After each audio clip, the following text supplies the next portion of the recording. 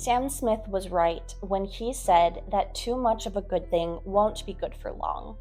And that goes for carbohydrates as well.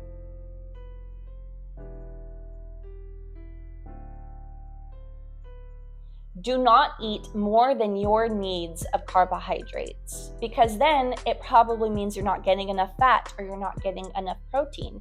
We want to make sure we're getting enough of all the macronutrients. If we are consuming more carbohydrates than we need, then those carbohydrates are going to become fat and stored in our body as fat. But before we get to that point, the body will take any excess carbohydrates that you consumed and turn it into glycogen, because we need carbohydrates in the form of glycogen. Glycogen are little mini fridges throughout your muscles that store sugar. And then you have one big daddy fridge in your liver that is also a storage facility for sugar. And then you go to bed and your brain is like, hello, I need some nutrients here, feed me some glucose.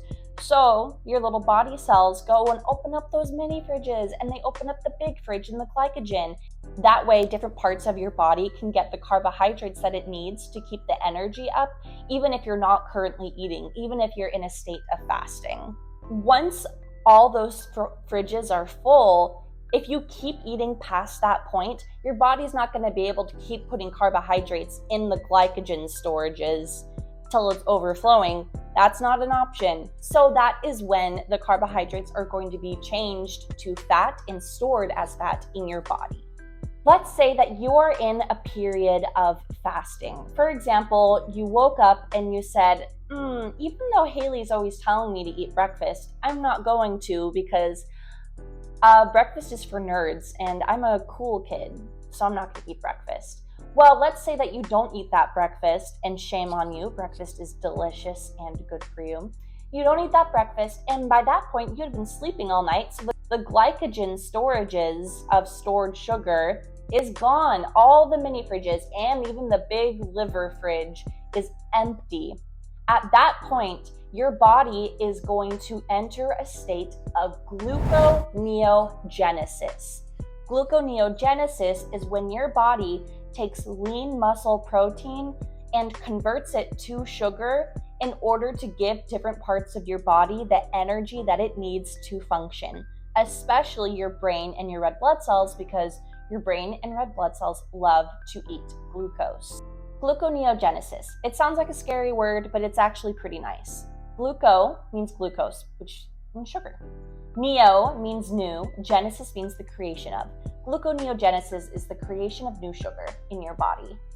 Think about it this way. If you were in a house that had a fireplace and then the firewood was running out, but you still wanted to get warmth from the fire, you could either go to the store and buy new firewood, or you could take out an axe and start breaking down your front door and use that as firewood. If you go to the store and get new wood, that is you consuming carbohydrates to keep the fire going, to keep the energy in your body that your organs need.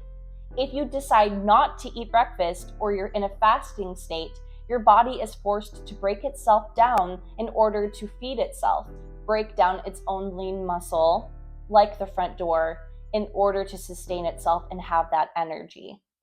Do not allow your body to break itself down. Instead, eat according to your needs and according to your level of exercise.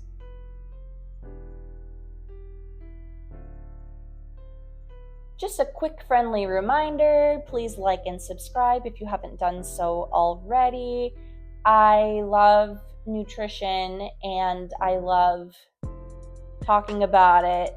And I've been studying this for a devastatingly long amount of time. So let me help you.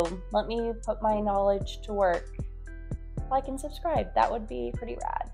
My deepest apologies to anyone that has been afflicted with lactose intolerance. Lactose intolerance, it's just not fair. We've come a long way in the science of how to manage lactose intolerance, but unfortunately, many people are still afflicted with the toots and with the poopies. when they consume lactose. The reason that this fits with our carbohydrates lecture is because lactose is, of course, an example of a carbohydrate. When you consume nutrients, your body manages to break those down through what's called enzymes. People that are lactose intolerant do not have sufficient lactase, which is the enzyme that breaks down lactose, to break down that lactose.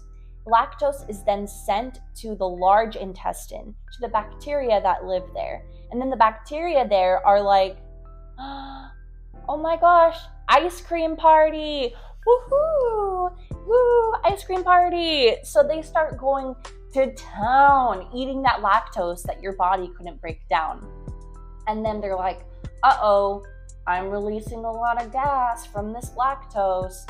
Oh well, I do what I want. It's an ice cream party. And then they release all this gas, they fart up a storm, and then the human also farts up a storm. Hey enzyme, we just got a delivery for some lactose, and I can only break down proteins, and I cannot find a lactase enzyme around here. Can you take care of this?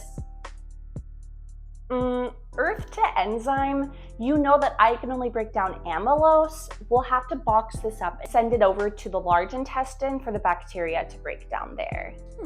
Looks like there's a delivery from the small intestine. I wonder what this could be. Lactose, my favorite! Oh, I'm gonna eat this all night long. I live in the best human. It's so good. I hope this doesn't like hurt the human or anything, but they made their choice.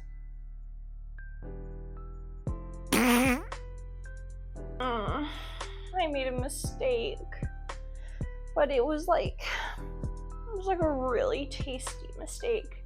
But I'm never gonna do it again. I'm not gonna eat lactose ever again, I swear this time. My tummy hurts.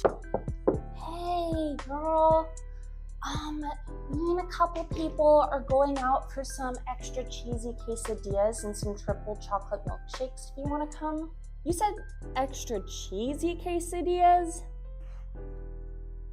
Call me an elevator, because not only am I up for it, but I am so down. I'll grab my purse. That is the end of our video on carbohydrates. Don't be afraid. It's gonna be okay. They're not scary. Carbohydrates are here for you. I'm here for you too. And you're capable and you're smart, and I am so proud of you.